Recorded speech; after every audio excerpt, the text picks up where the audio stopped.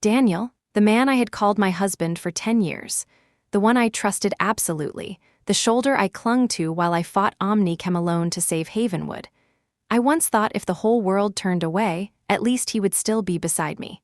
But that night, in our kitchen, a forgotten email shattered my entire illusion. On the screen was a transaction, $250,000 drawn from our joint account, sent directly to the only witness, to silence him and bury the lawsuit I had staked my entire career on. I froze.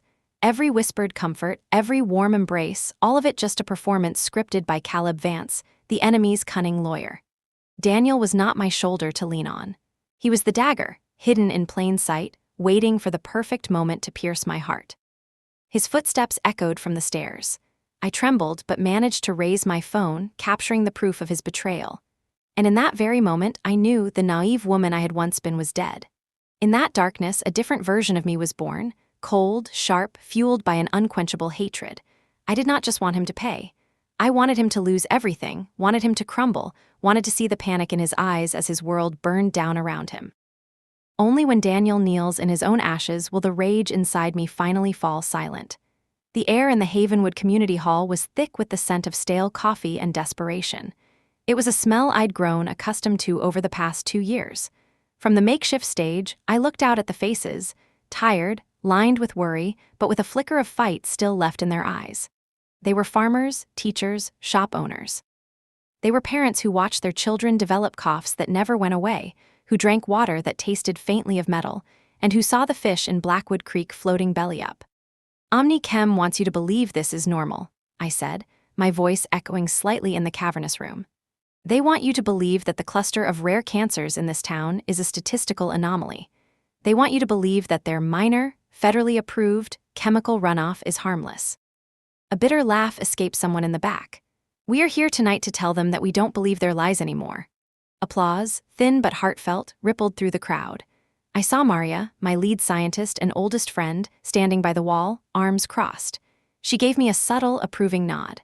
Her lab reports were the bedrock of our case, pages and pages of data proving a direct link between Omnichem's plant upstream and the poisoned water table of Havenwood.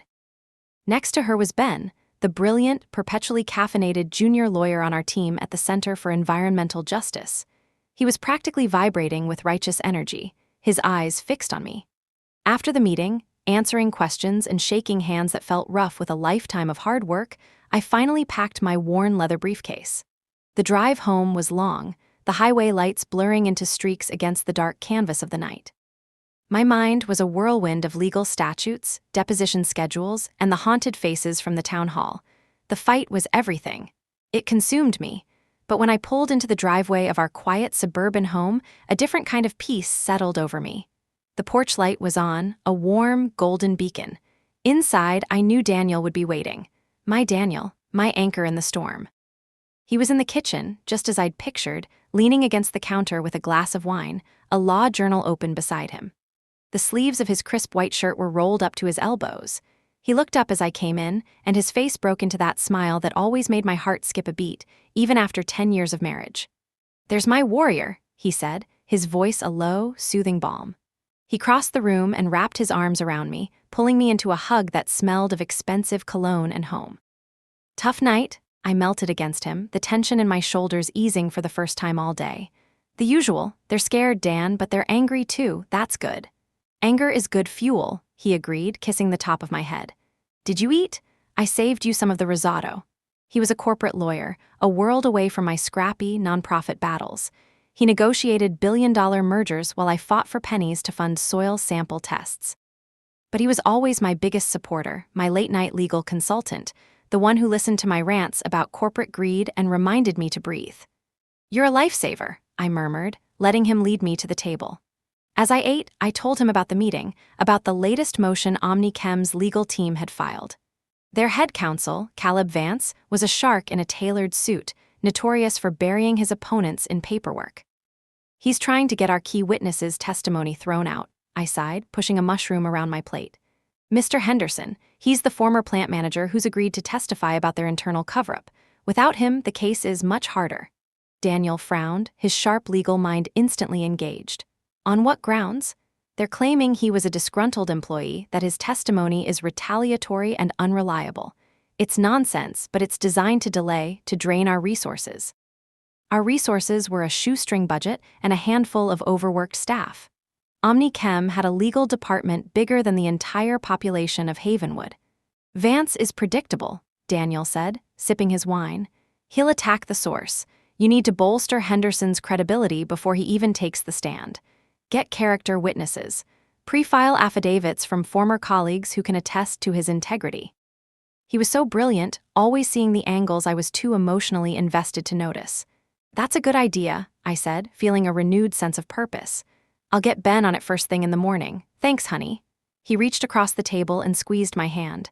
Anything for the cause, just promise me you're being careful. These guys play dirty, Lena. OmniChem has a lot to lose. I know, I said softly, but so do the people of Havenwood. The next few weeks were a blur of legal filings and late nights. We fought off Vance's motion, but it cost us time and money we didn't have. Mr. Henderson was getting nervous. His wife would call me, her voice trembling, telling me about strange cars parked on their street and anonymous, threatening phone calls. OmniChem was turning up the heat. Our one hope was a secret weapon, a second whistleblower. A current employee who had reached out anonymously, promising to leak a batch of internal documents that would prove, unequivocally, that OmniChem's executives knew their chemical waste was toxic and deliberately falsified their environmental reports. The drop was scheduled for the end of the month. One night, I came home later than usual, utterly exhausted. The house was dark and quiet. Daniel must have gone to bed early. I dropped my keys on the counter and padded into the kitchen for a glass of water. His laptop was on the island, still open. He must have been working late and forgotten to close it. A small, familiar annoyance pricked at me. He was always so careless with his electronics. I reached out to close the lid, but the screen glowed to life, showing his email inbox. And my world stopped. It wasn't the page of unread messages. It was the one he'd left open. A draft. An email chain. My blood ran cold as I read the subject line. Ray, Havenwood Strategy, Henderson Payment. My hand trembled as I used the trackpad to scroll up to see the whole conversation. The sender of the original email was Caleb Vance, OmniChem's lead counsel. The recipient, my Daniel. My eyes scanned the text, but the words swam before me, refusing to make sense. Vance, Daniel, confirming the wire transfer to Henderson is complete. He's agreed to recant his testimony and claim he was coerced by your wife's organization.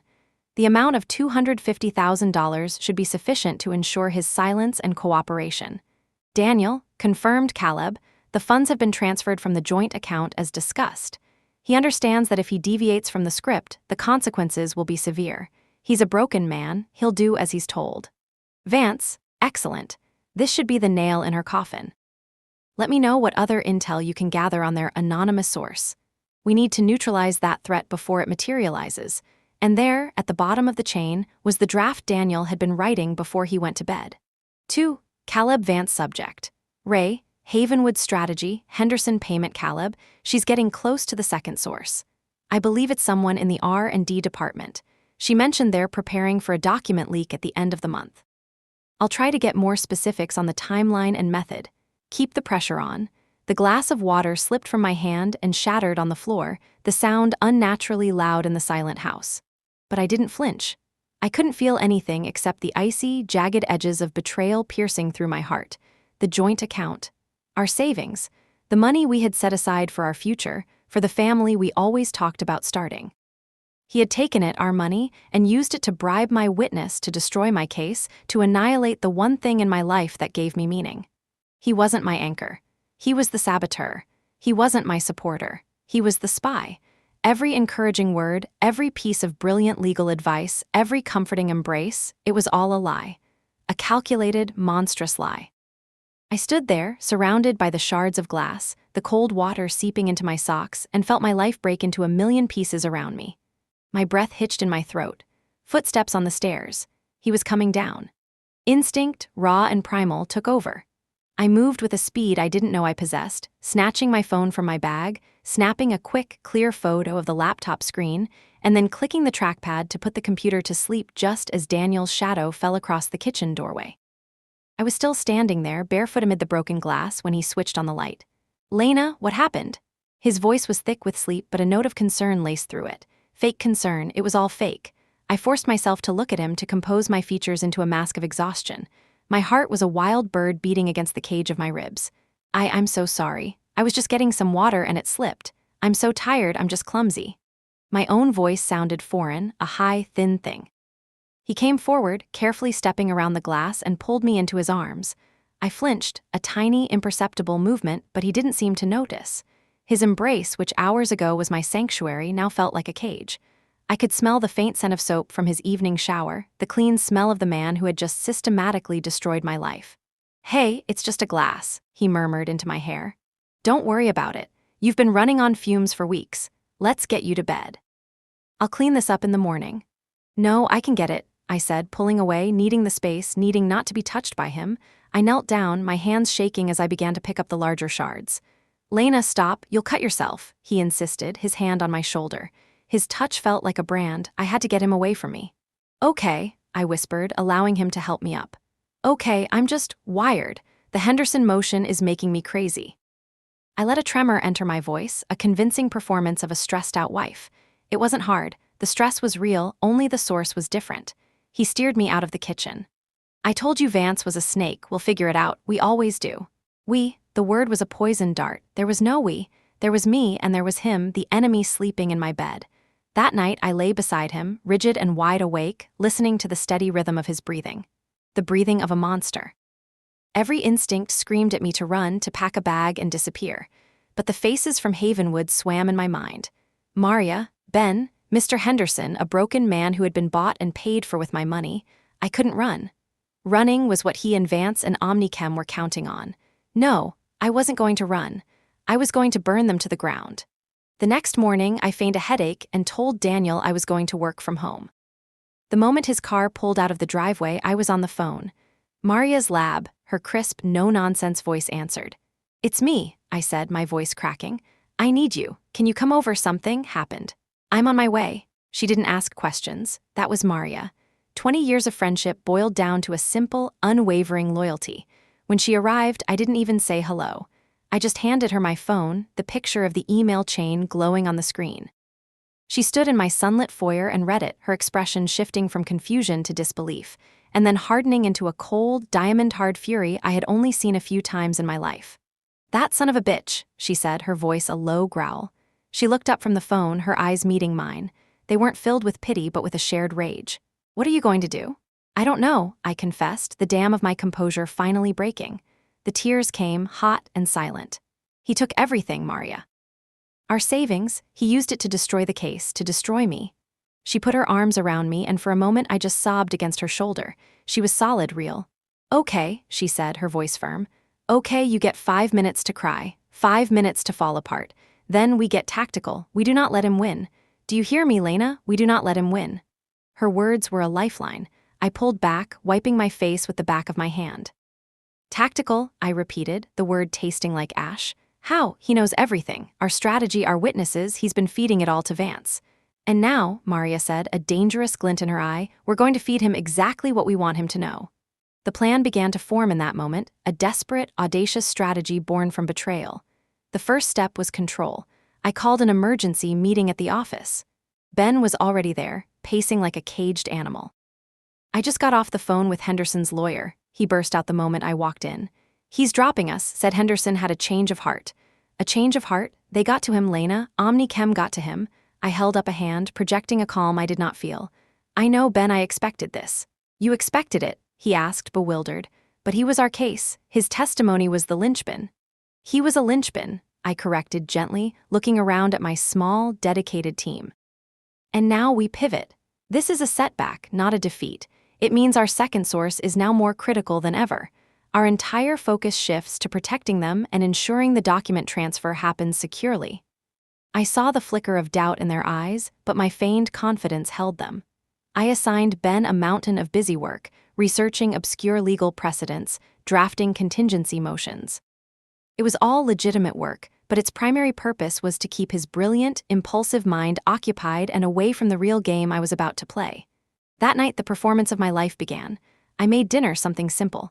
I sat across from Daniel at our dining table and pushed food around my plate, my stomach in knots. You look terrible, he said, a perfect imitation of a concerned husband. I sighed, running a hand through my hair. Henderson backed out, just like you said he would. Vance bought him. I'm so sorry, honey, he said, reaching for my hand. I let him take it, my skin crawling at his touch. What's your next move? This was it, the hook. I let my expression crumble, a carefully constructed mask of despair and fear. I don't know, I'm pinning everything on this other source, the one who's still inside Omnichem. Is that safe? He asked, his eyes sharp, analytical. He was a predator, scenting blood. It has to be, I whispered, looking away as if I were ashamed of my own desperation. He's our only shot. He's getting really nervous. He wants to do the drop this week. Friday night. Friday? That's fast, Daniel noted a little too casually. I know. He's scared they're on to him. He works in logistics, says he has access to the shipping manifests that prove they've been dumping unlisted chemicals. His name is Arthur Finch. I had invented the name that afternoon with Maria. Arthur Finch. It sounded suitably drab and forgettable. Where is this drop happening? Daniel asked, pouring me more wine I wouldn't drink. I hesitated as if I were reluctant to tell him to burden him. The old Grand Central Rail Depot, by the docks. He thinks it'll be deserted at that time. I watched him absorb the information. I could almost see the gears turning behind his eyes as he filed it all away. Arthur Finch, logistics, Friday night, the rail depot. He squeezed my hand again. You need to be so careful, Lena. A deserted location like that, it's risky. I know, I said, my voice barely audible. But what other choice do I have? The next day, Maria and I met a man named Marcus in a noisy coffee shop downtown. He was a private investigator, a former detective with a perpetually weary face and eyes that missed nothing. We didn't have the budget for someone like him, so Maria paid him out of her own retirement fund, a gesture that brought fresh tears to my eyes. So, Marcus said after I'd laid out the sanitized version of the story that we suspected a leak and needed to protect a source. You want me to find your real whistleblower before the other side does and keep him safe? Exactly, I said. His only contact has been through encrypted emails. We have his email address, but nothing else. We need to find him. Urgently. And one other thing, Maria added, sliding a folder across the table. We need everything you can find on this man. Marcus opened the folder. Inside was a picture of Daniel. Personal? He asked, his gaze flicking between us. It's complicated, I said. Just find out who he talks to, where he goes, who he meets, especially anyone connected to Omnichem. Got it, he said, closing the folder. I'll be in touch. Friday night arrived, cold and drizzling. I was supposed to be at the rail depot, meeting my phantom source. Instead, I was in the back of Marcus's black van, parked half a mile away, with a clear view of the depot's entrance through a pair of high-powered binoculars. Maria sat beside me, her hand resting on my arm. Are you sure about this? She whispered as the minutes ticked by. No, I admitted honestly, but I have to see. At 10:58 p.m., 2 black SUVs with tinted windows pulled up to the depot. The doors opened and 4 large men in dark suits got out, fanning out to secure the perimeter. A minute later, a familiar silver sedan arrived. 2 men got out. One was Caleb Vance, the other was my husband. I watched through the binoculars as Daniel stood beside Omnichem's lawyer, rain plastering his hair to his forehead, his face tense as they scanned the empty, derelict building. They were waiting for Arthur Finch. They were waiting for me. The bait was taken. A cold, hard certainty settled in my chest. This was just the beginning. I lowered the binoculars, my hand steady. The victim was gone. The hunter was here. The image of Daniel standing shoulder to shoulder with Caleb Vance, bathed in the sickly yellow glow of the depot lights, burned itself onto the back of my eyelids. They waited for a full 20 minutes, a tableau of frustrated ambition. I watched Daniel check his watch, his posture growing more agitated. Vance said something, clapping him on the shoulder in a gesture that was half consolation, half warning. Finally, they got back in their cars and drove away, leaving the rain to wash over the deserted scene. He walked right into it, Marcus grunted from the driver's seat, lowering his own set of night vision goggles. Your husband and Omnichem's top dog, waiting in the dark for a ghost. You baited the trap perfectly, Lena. My heart felt like a block of ice. This proves he's feeding them everything I say. It proves more than that, Maria added, her voice tight. This wasn't a meeting to collect information. Those thugs weren't lawyers. This was an ambush. They weren't there to talk to your source, Lena. They were there to silence him. A shiver went down my spine. She was right. Daniel hadn't just betrayed me professionally. He had set me and my non-existent source up for something violent.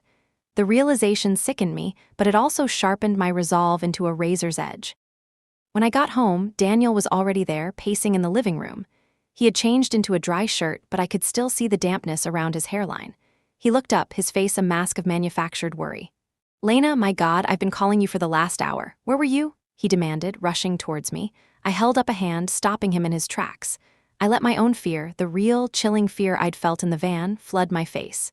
"He didn't show up," I said, my voice a ragged whisper.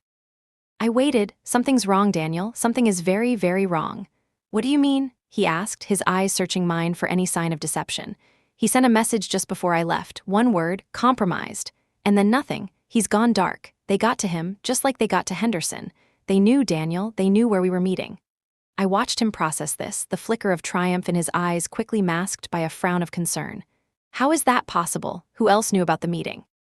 "Only my inner circle," I said, letting my gaze drop to the floor. "Maria and Ben, that's it. One of them is leaking information to Vance." I had planted the seed. Now I just had to watch it grow. Daniel's relief was almost palpable. He had a scapegoat. He pulled me into a hug, and this time I didn't resist. I leaned against him, a dead weight, playing the part of the defeated wife. "It has to be the new kid, Ben," he murmured, stroking my hair. "He's ambitious, idealistic. A perfect target for a man like Vance. He could have been bribed or even threatened." "I can't believe it," I whispered, my face buried in his chest, my mind whirring with calculations. "Ben, think about it," he pressed. "He's young, probably has student loans. Vance could have offered him a job, a fortune. You have to cut him loose, Lena, now, before he does any more damage." He was serving me the perfect cover story on a silver platter. The next day, I called Ben into my office and closed the door. He looked nervous, his eyes wide. He was a good kid, and I hated what I was about to do, but it was necessary. "Ben," I started, my voice grave, "the source we were protecting, we've lost contact. We have reason to believe our internal strategy has been compromised." His face paled. "What? How?" "We don't know for sure," I lied, looking him straight in the eye. "But for your own safety, and for the integrity of what's left of this case, I have to ask you to take a leave of absence, effective immediately." "A leave of absence? You're firing me?" he stammered, his face a mixture of hurt and disbelief. "Lena, I would never. You can't think that I'm not thinking anything, Ben," I said, my voice softening. "I'm protecting my team. This is non-negotiable. Go home. Don't talk to anyone about the case. I will be in touch." He looked utterly crushed as he packed his desk. I felt like a monster, but as he left, I knew Daniel would be watching. The show had to be convincing. That evening, I told Daniel what I'd done. "I fired Ben," I said, staring into my wine glass. "I had no choice. The case is in shambles. I don't even know what to do next."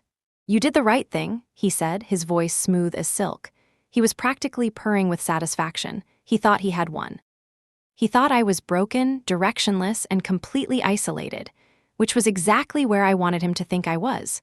While Daniel believed I was mourning the collapse of my case, the real work was happening in secret. Marcus, my pie, was a ghost. He delivered his first report on Daniel in a sealed envelope, left under a loose brick behind Maria's lab. The report was meticulous. Daniel had been meeting Caleb Vance twice a week for the last 3 months, always at a discreet private club downtown. He had also made a series of large cash withdrawals, our money, from an ATM near Henderson's house in the days leading up to his recanting. It was circumstantial, but damning. More importantly, Marcus had found my real whistleblower. His name was Dr. Eris Thorne. He wasn't in logistics. He was a senior chemist in Omni Chem's R&D department. A quiet, unassuming man in his late 50s who had worked there for 30 years and had finally had enough of the lies. Maria and I met him in the rare books section of the public library, a place so quiet you could hear a pin drop. He was trembling, clutching a beat-up briefcase to his chest. "You're Lena Calloway?" he asked, his voice barely a whisper. "I am, and this is my colleague, Dr. Maria Flores," I said gently. "Thank you for meeting us, Dr. Thorne. We know how much of a risk you're taking." His eyes were filled with a profound sadness. "I have to. I watched them develop compound X7. I know what it does. I saw the initial reports on the lab rats. The tumors, the birth defects, they buried it. They buried it all and dumped the waste straight into Blackwood Creek." He swallowed hard. "My grandson fishes in that creek.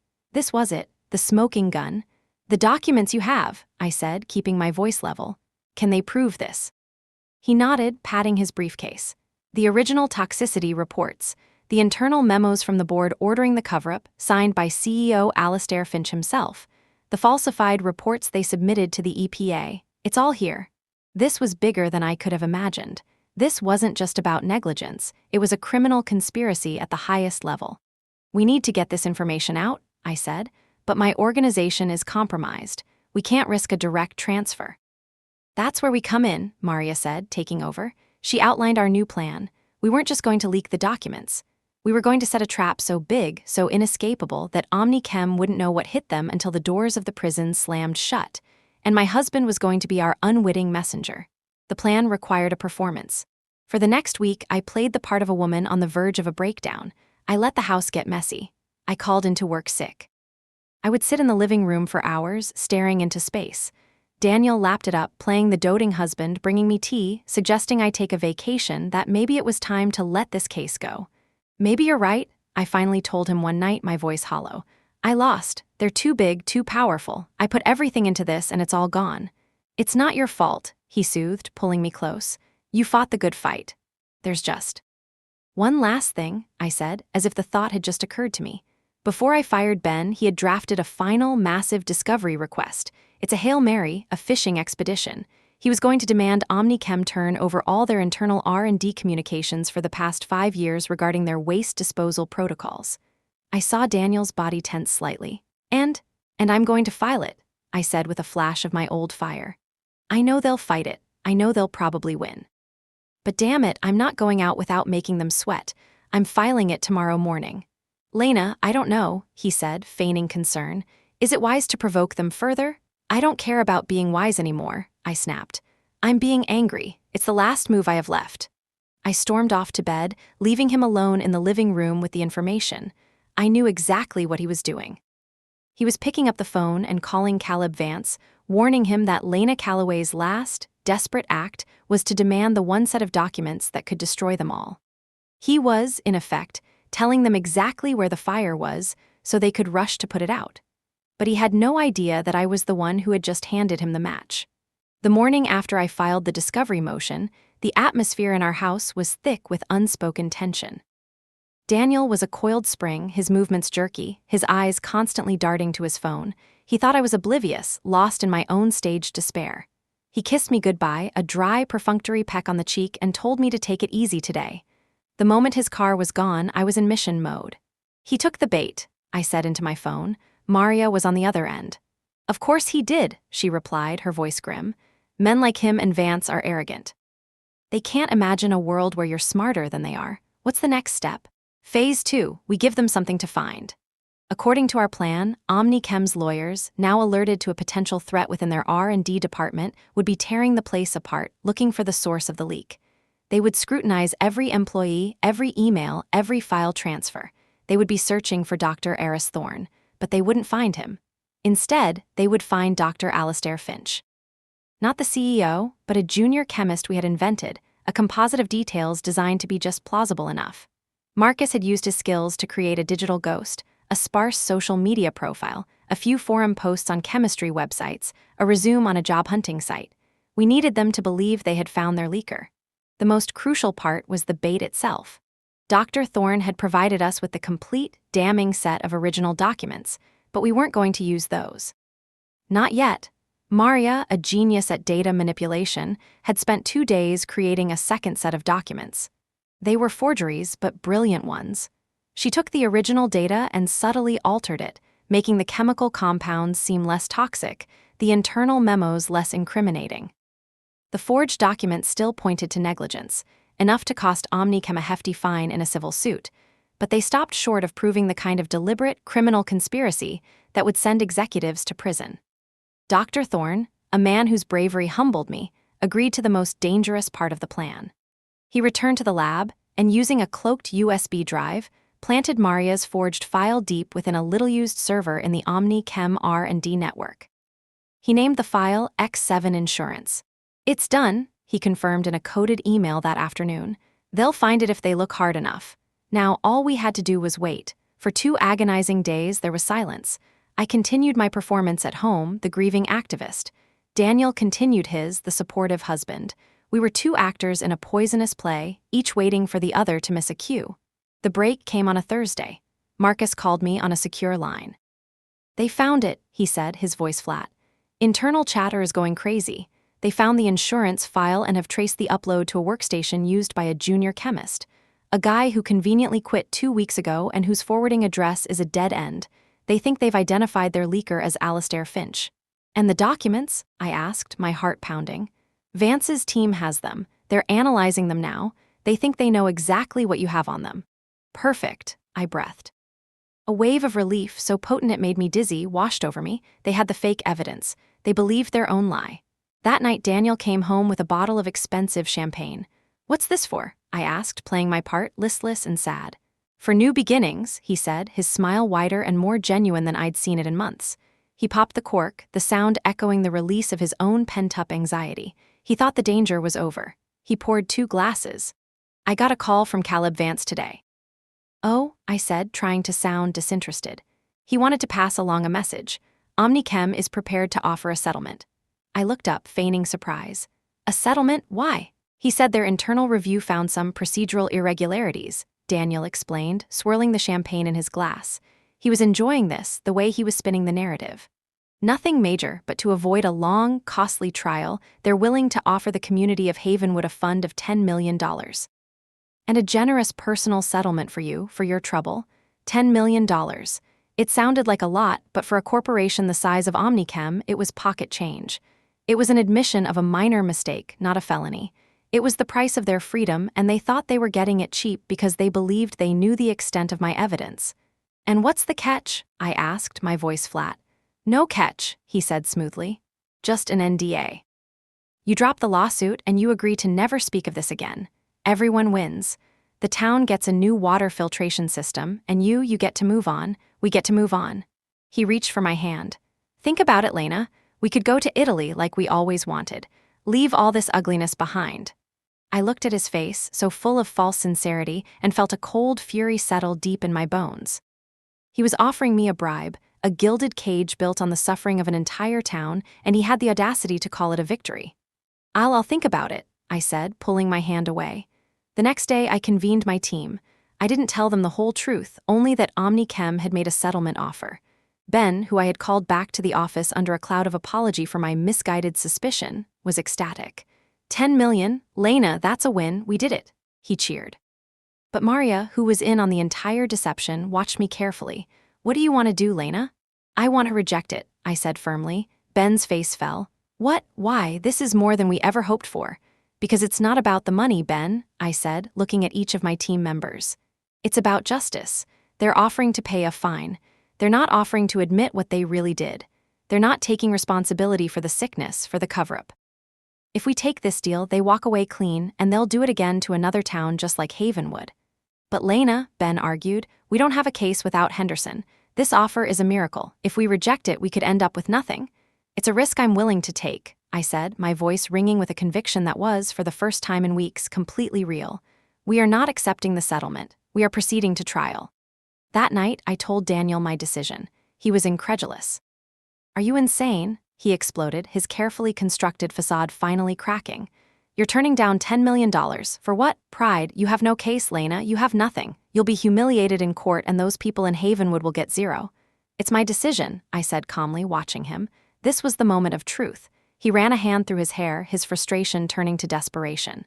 Vance will bury you. He told me. He said the documents you think you have are weak. They're doctored incomplete. They won't stand up in court. He'll make you look like a fool, like you tried to blackmail them with forged evidence. My heart hammered in my chest. He had just confirmed it. He had seen the forged documents. He and Vance had discussed them. He had just admitted, without realizing it, that he was colluding with the opposition. I looked at him, my expression unreadable. Then let him try. I turned and walked away, leaving him sputtering in the middle of the room. The trap was now fully set. He had revealed his hand. And in 2 weeks, when we walked into that courtroom, Caleb Vance and Omnichem would be preparing to defend themselves against a set of weak, forged documents. They had no idea that I was holding a nuclear bomb. The real, unaltered, signed, and authenticated evidence from Dr. Eris Thorne was sitting in a secure bank vault, waiting for its grand entrance. The trial of the century was about to begin, and the defendants didn't even know what they were being accused of. The courtroom was a pressure cooker. On one side sat Caleb Vance and the entire OmniChem executive board, including CEO Alastair Finch, looking immaculate and confident in their $1,000 suits. They radiated an aura of untouchable power. On the other side was our small, determined team, me, Maria, and Ben, who was practically vibrating with a mixture of terror and excitement. And behind us, the first few rows were filled with the people of Havenwood, their faces etched with a fragile hope. Daniel was not in the courtroom. He had claimed a sudden, important business trip to Chicago. I knew the truth. He couldn't bear to be in the same room as the train wreck he was sure was coming. He was waiting for the news of my public humiliation to reach him from a safe distance. The first days of the trial were a slow, grinding process of jury selection and opening statements.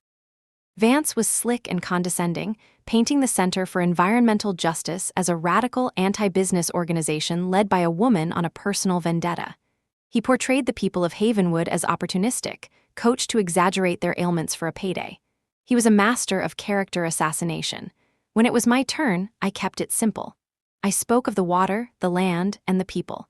I laid out a timeline of illness and corporate denial. I didn't hint at the bombshells to come. I just set the stage. The moment we had all been waiting for came on the third day. The plaintiff calls our first witness, Dr. Eris Thorne, I announced. A ripple of confusion went through OmniChem's legal team. They searched their notes, their expressions blank. They had been expecting a parade of tearful residents, not a senior chemist from their own R&D department. Dr. Thorne walked to the stand, a small, graying man who looked terrified but resolute.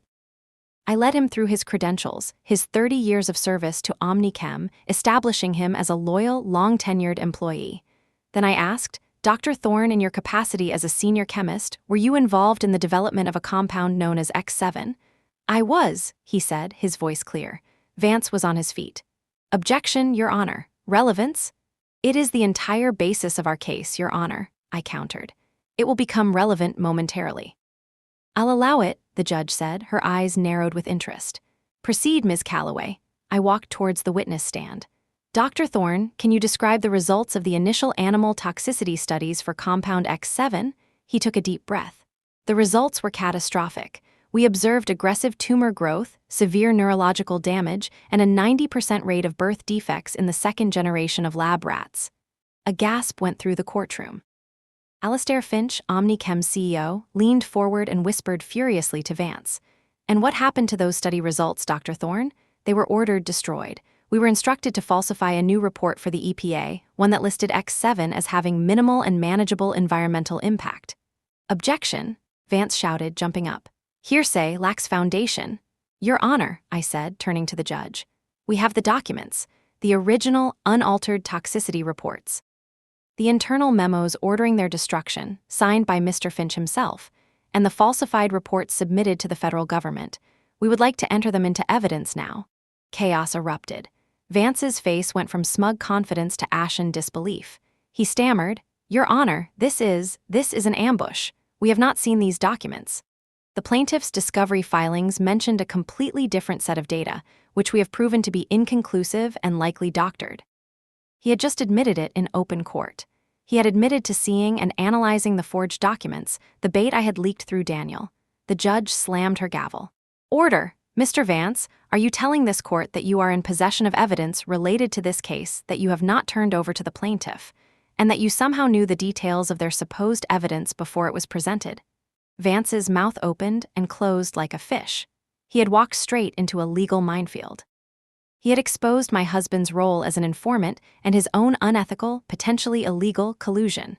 For the next 2 hours, I had Dr. Thorne authenticate each document, the signed memos, the charts showing tumor growth, the side-by-side comparison of the real report and the fraudulent one sent to the EPA. With every page displayed on the courtroom monitors, the confidence drained from the faces of the OmniChem executives.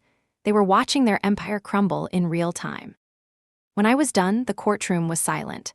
The jury was staring at Alastair Finch with open hostility.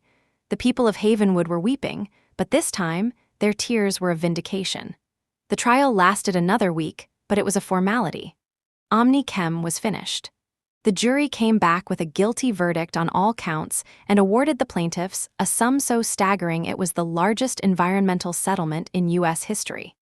But more than that, the Department of Justice, alerted by the evidence of federal fraud, launched a criminal investigation. Arrest warrants were issued for Alastair Finch and his entire board.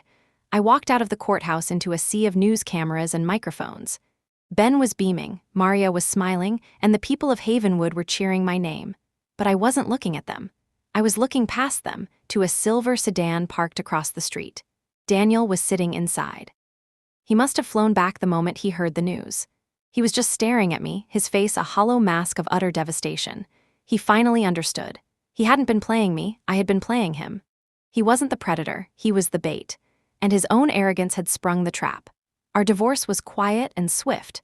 Faced with disbarment for his role in the collusion and a potential indictment as a co-conspirator in Omnichem's fraud, he gave me everything without a fight. The house, the remaining assets, his freedom hanging by a thread. The last I heard, he had been professionally disgraced, his license revoked, and was facing his own set of legal battles. He had lost everything because he underestimated the woman he had betrayed. Months later, I stood on a newly built bridge in Havenwood, overlooking Blackwood Creek. The water, once murky and dead, was beginning to run clear again. The Omnichem plant was shuttered, a monument to corporate greed. The settlement money was funding a massive cleanup operation and a state-of-the-art medical center for the residents. Children were playing in a park nearby, their laughter echoing in the clean air.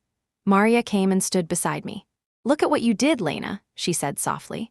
I watched a small fish jump, its scales flashing in the afternoon sun.